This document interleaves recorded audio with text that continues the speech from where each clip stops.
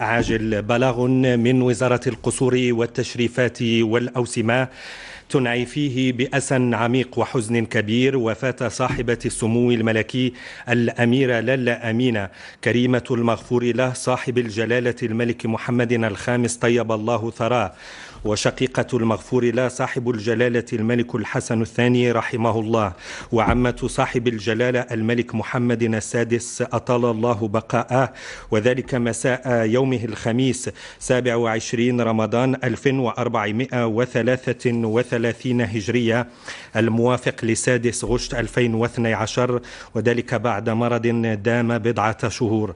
وإن وزارة القصور الملكية والتشريفات والأوسمة تنعي إلى الشعب المغربي الكريم وفاة صاحبة السمو الملكي الأميرة لالا أمينة تغمدها الله بواسع رحمته وأسكنها فسيح جناته، ليبتهل ضارعا إلى المولى عز وجل وعلا أن يحفظ سيدنا الملك بما حفظ به الذكر الحكيم، ويديم عزه ونصره، ويجزي للفقيدة المغفرة والرضوان، ويلهم الأسرة الملكية الشريفة جميل الصبر ووافر العزاء.